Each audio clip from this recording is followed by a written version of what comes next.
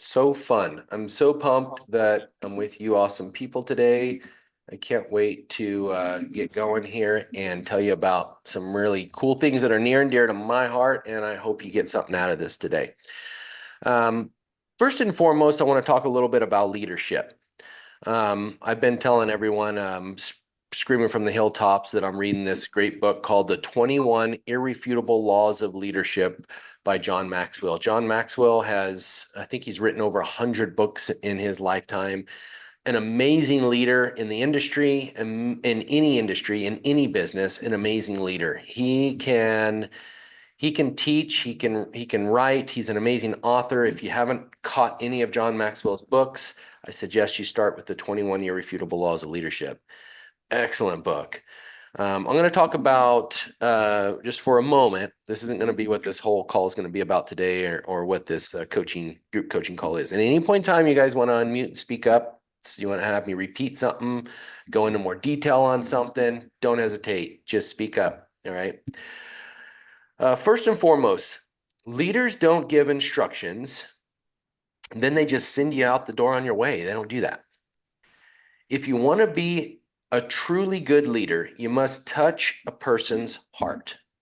Now, whether you're a broker owner or a team leader, or you're an individual solo business owner, okay, doesn't matter who you are, you're a leader in the community. Let's just say the individual business owner. Okay, and by the way, this is law number 10, chapter 10, law 10, the law of connection in the 21 Irrefutable Laws of Leadership, where John Maxwell discuss, and he kind of talks about the Reagan days, right? And how he talks about Ronald Reagan, he talks about George W. Bush, and the difference in leadership styles in this chapter.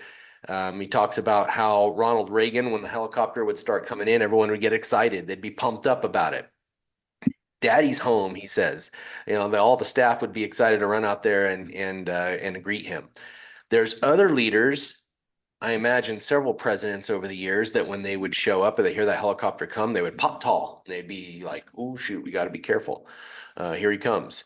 When I was young and in my first business I owned was in farming, and I had a partner, an amazing partner, and my partner and I had a really cool way of running business and leading, really cool way of doing it. Now, his dad was really good as well, but his dad was more the iron fist type of guy. When he would come in, people would pop tall, they would freak out, they would be like, "Oh shoot, the boss is here. We got to be on our best game or he's gonna yell at us." Because he would yell. He would literally yell across that packing shed. It was a fruit packing shed, and we farmed a couple hundred acres of fruit, tree fruit.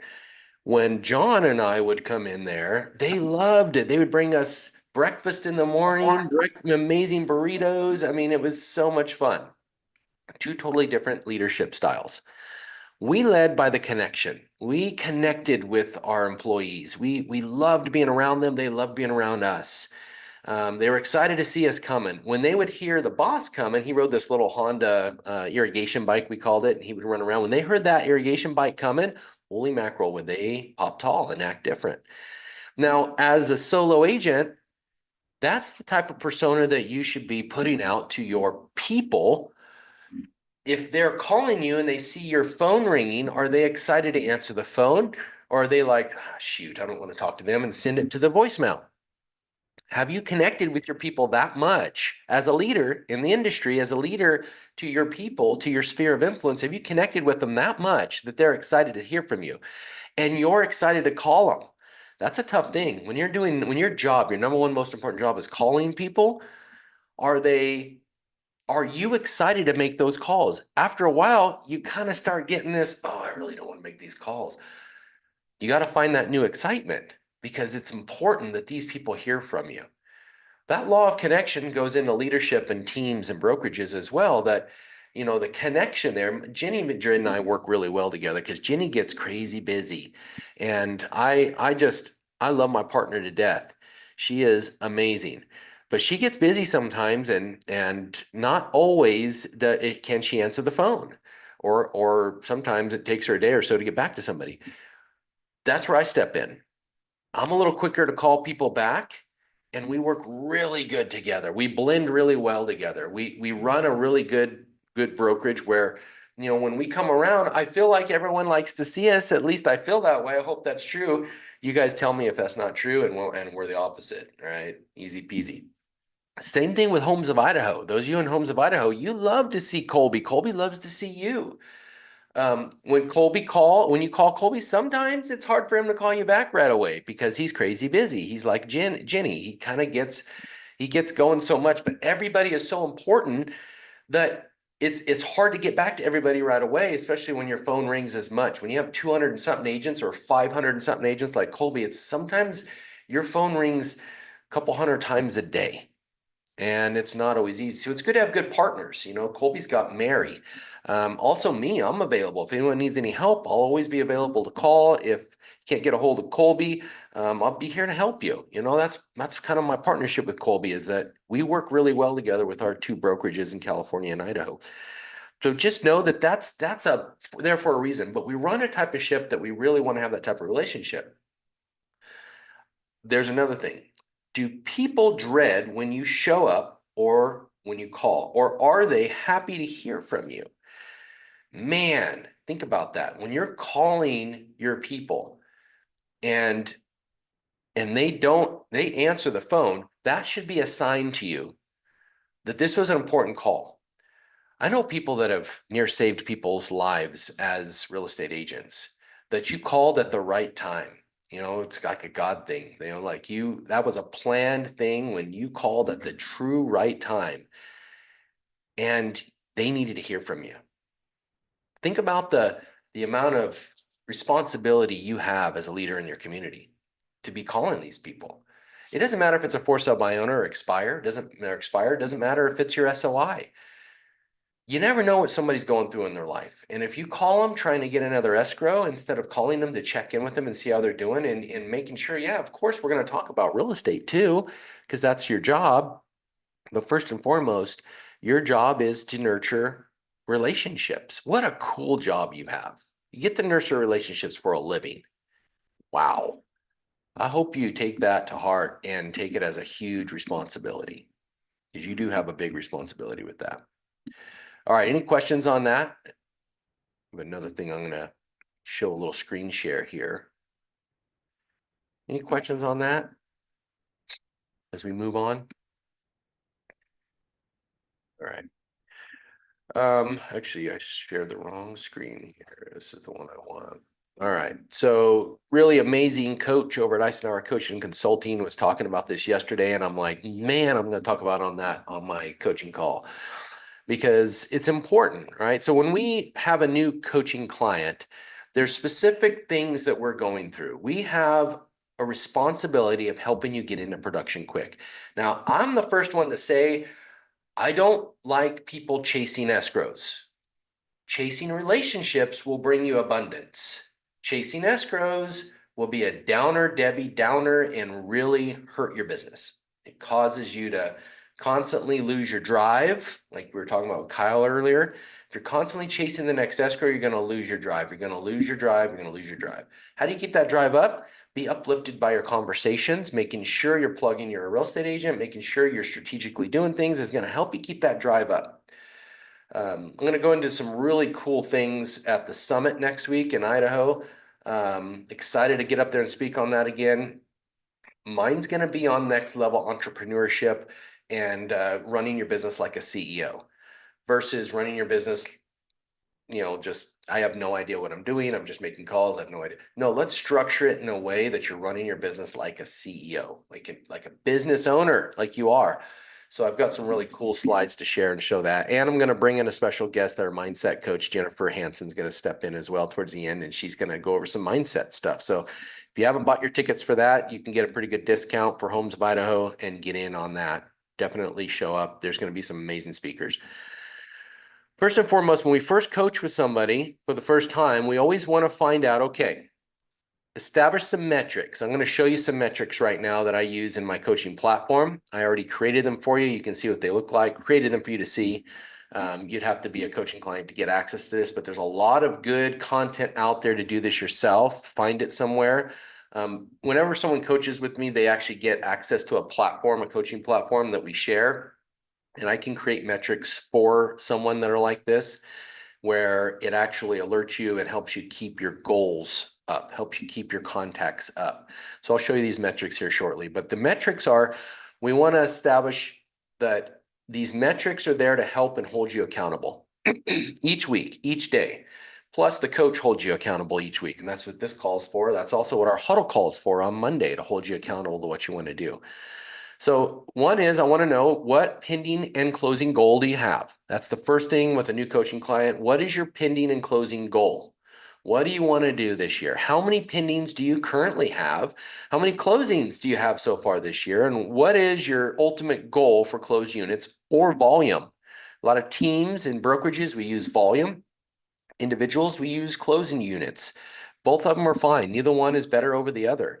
Volume, you can actually calculate if you're doing an average 2.5 to 3% commission. You can calculate what your total income is going to be, how you run your business, your corporation, and your, when it comes to volume, it's easier to do that. When it comes to units closed, it's easier for us to see an actual number. You know what? I'm brand new in the business. I just want to close 5 this year, 10 this year, 20 this year. All right, so now I have a goal and I can break it down to specific metrics to be able to hit that goal. So that's why I want to know the goal. Action plan. Let's see. We usually have you watch the inventory pipeline training video. It's available to all of you if you get on the ICC. It's called the not Coach Accountable, but let's see. It's this one right here. It is. All of you have access to this. It's the Real Estate Trainer. If you don't know where it's at, Homes of Idaho, go and reach out to one of your leaders and they can give you access. Colby's a coaching client, so he gets access for everyone. But you can get in here and pull up those metrics we're talking about. I'm sorry, not the metrics, the pipeline video. It's found under the SOI modules. It's a great video to watch, and it teaches you how to pipeline. What is pipeline? I call it like bread on the shelves. Okay, that's an easy answer for you. Your pipeline of future business coming. Think about a grocery store. They have bread on the shelves. They need to sell this. This is what they have coming soon. And when they sell the bread, hopefully it doesn't go rotten. That's probably a client you did a bad job following up with, or maybe you didn't get a seller to reduce their price. You did a bad job at being the leader and showing them and leading them that they went and expired and they went with someone else. That's rotten bread. We don't want rotten bread. So you got to be very proactive in that. All right. Next steps is how like I said, I don't love to talk about the escrow side of things, but my goal as a real estate coach is when I first have a new coaching client is I've got to pay for myself. I got to pay for myself. These people are paying me $1,000 a month, $12,000 a year. That's typically average commission. One good closing of $300,000 to $400,000, $450,000. You're going to be right there about 10,000 give or take average commission. 12,000. That's 12,000 a year. So if I can get you to close 1, I paid for myself. If I can get you to close 2 or 3 or 5, guess what? You paid for me for multiple years. So my goal is to help you get something quick. All right, so we need to find them money quickly. So this is how I want you to find money quickly this week. These are the tasks I want you to work on, okay? Listings that need price reductions. You are a leader, okay? You're a leader. There are listings on the market. Several of you have listings right now. Are they moving? If they're not, the problem is not your marketing. The problem is not, it could be your marketing a little bit, but not typically your marketing. The problem is that you need to reduce the price. You have it overpriced. You probably know that. Maybe you're a little nervous to talk to the seller, but this week your job is to call those sellers of those listings that are sitting there on the market and talk about price reductions. You're a leader. They will listen to you. Now, they may pull back a little bit, but that's your job to explain and show how, look, just because we reduce the price doesn't mean that you're going to sell it for that price either. We got to get it in a price point where we're getting multiple buyers and sellers to fight for it. Isn't that what you want? Bring them back to their motivation. Why are they wanting to move? Why are they listing their price? Let's get back to there. Are they just throwing it on there and hoping it'll sell, which you will have sellers like that? It's hard to do. Brad Baldwin talked about this yesterday, and he was talking about how he had 5 that ended up closing or ended up getting, he had 5 listings. He ended up getting 4 of them under contract by having this simple conversation with them. He reduced the price. He allowed the sellers to understand the value is not there. They've been sitting on the market for a while. Let's reduce them. 4 of them went under contract in 1 week. He got them money. Very good. I love that. That was awesome, Brad. Very good. Work on your scripts. Agents, you got to work on your scripts. You got to make an action item to be able to do this stuff. That means this week you have an action item. You put it on your calendar. Your calendar's your boss puts you to work. It's your time card that I'm going to make these calls on Monday to my sellers and talk about price reductions. All right. So you got to have a sources and a plan of attack to get that price reduction down so that you can actually have a buyer to negotiate with. You guys are typically marketing your properties, I don't know if you realize this, on over 100 different websites across the nation, if not across the world. If you don't use that as a script to talk to your sellers on your marketing, you better start. Because when you put it on the MLS and you put it on Zillow Showcase, you put it on Realtor.com, all these places, it also streams through IDX feeds to everybody's websites. Doesn't matter what company they're with. You're paying for the marketing. You're the one doing that. You're sending it out there on over 100 different websites across the nation. If we have not gotten an offer, this pin right here, if it doesn't even write, has value if it's the only pin left in the world, right? I can scratch with it.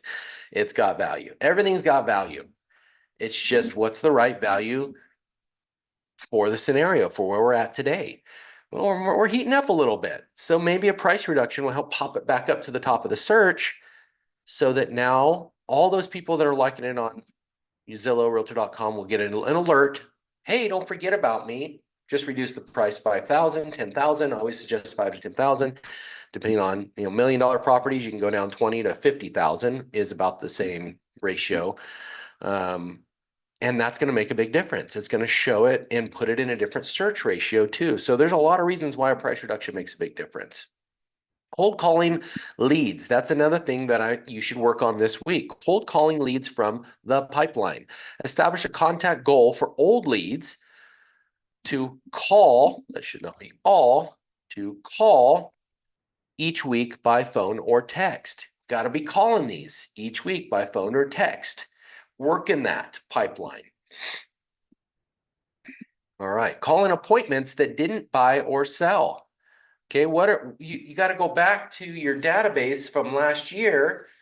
Maybe someone didn't list, and this week do you have an established number of people that you're going to be calling this week to let them know. Use your scripts.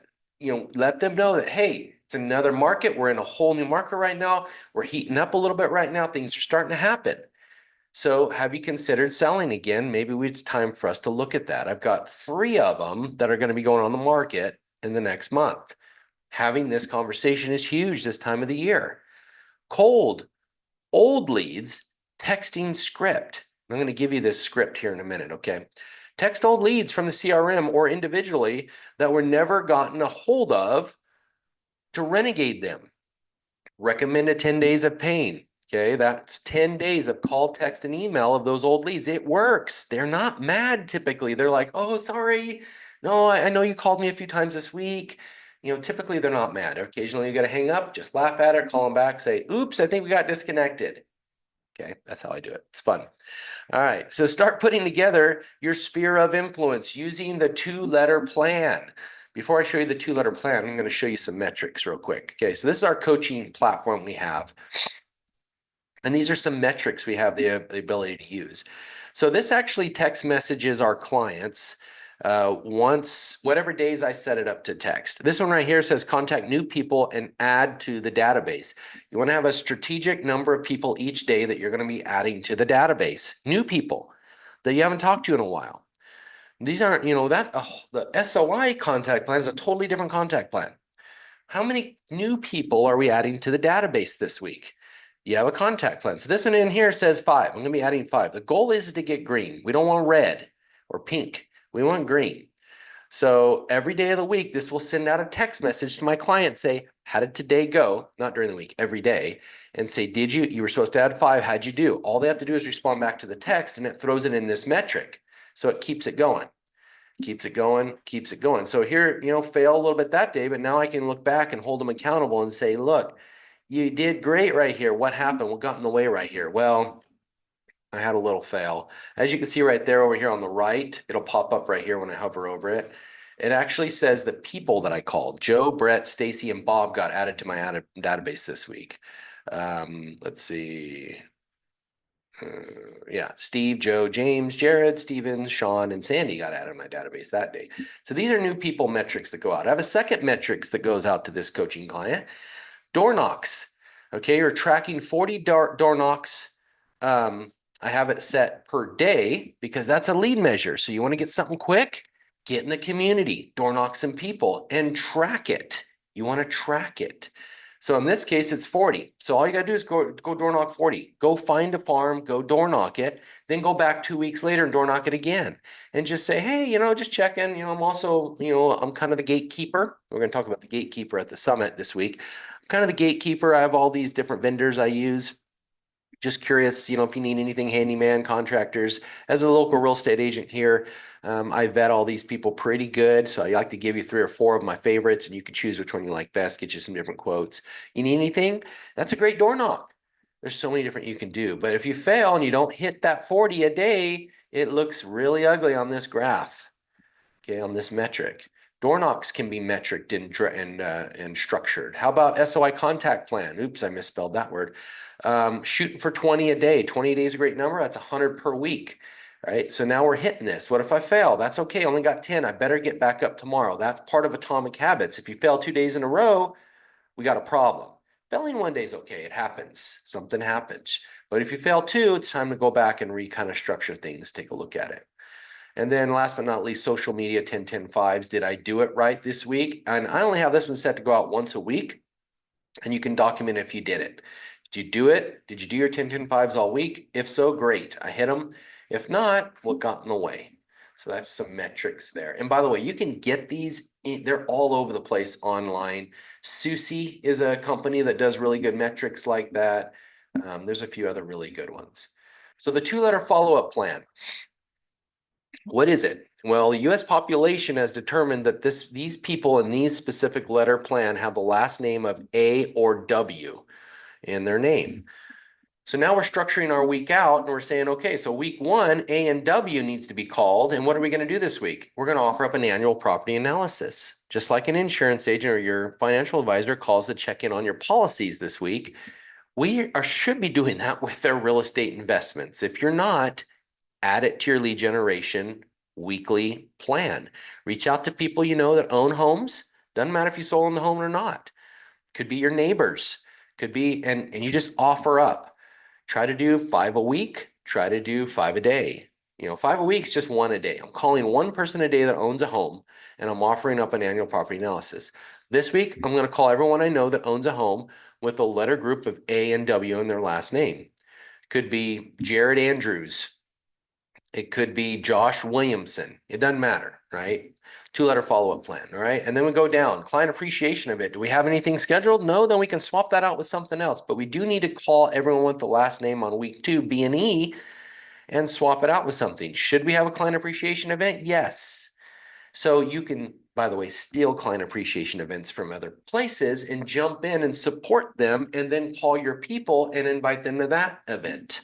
It's a very good way of doing it as a realtor. If you see the Chamber of Commerce just putting something on, it's a great time to call them and say, hey, we're supporting the Chamber of Commerce this week. Just wanted to invite you to an event that they've got going on this week over at so-and-so location. They're going to do a ribbon cutting at this new office, whatever it is.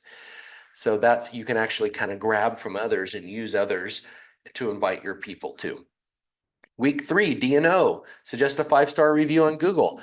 I went into my physical therapist this week. He's got it all on this desk right there. All you got to do is scan the code and do it.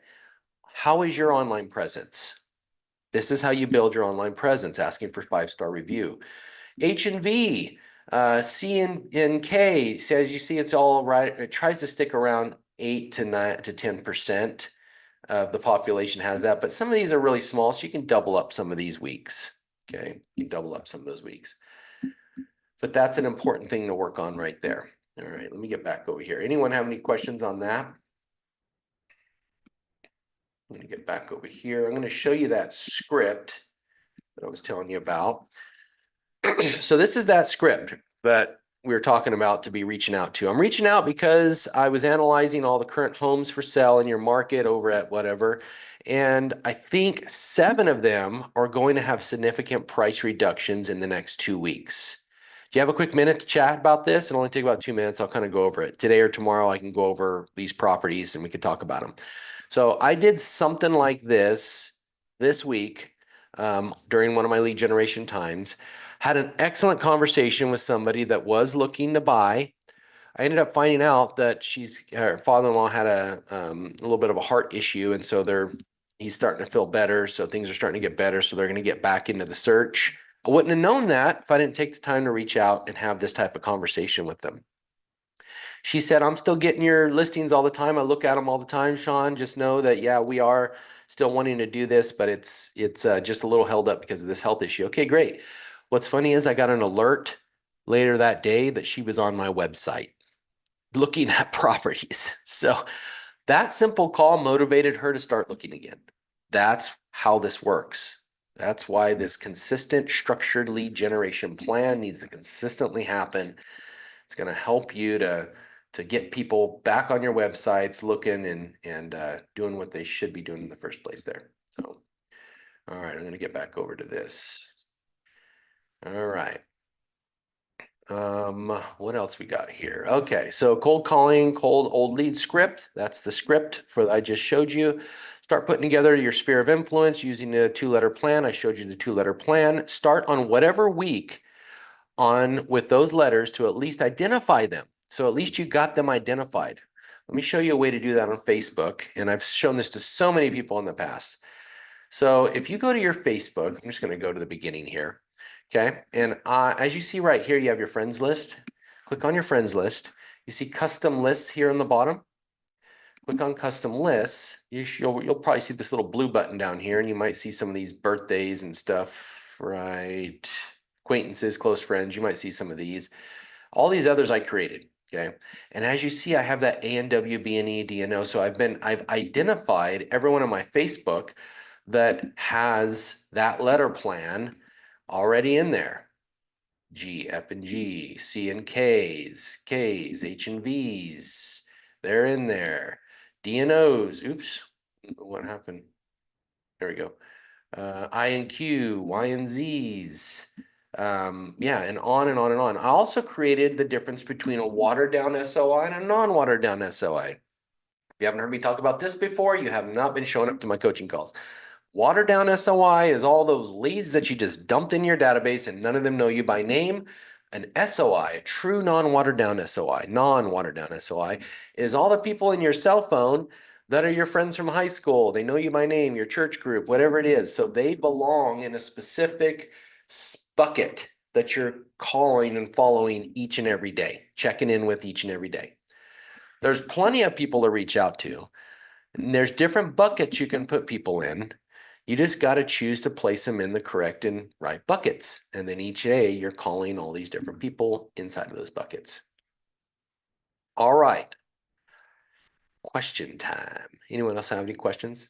You guys have any good stuff here you want to go over? Do you like anything you saw today? Anything you want me to add to or elaborate on?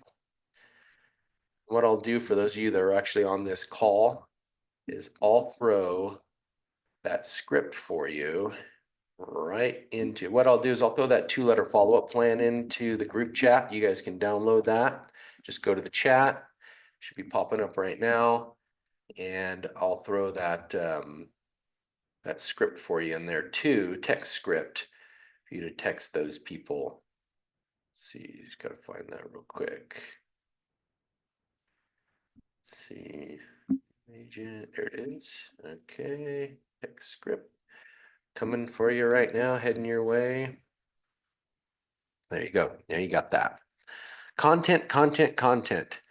There's no way to fail in this business. I just showed you how to go get something now. Get those people going. Call those buckets each and every day.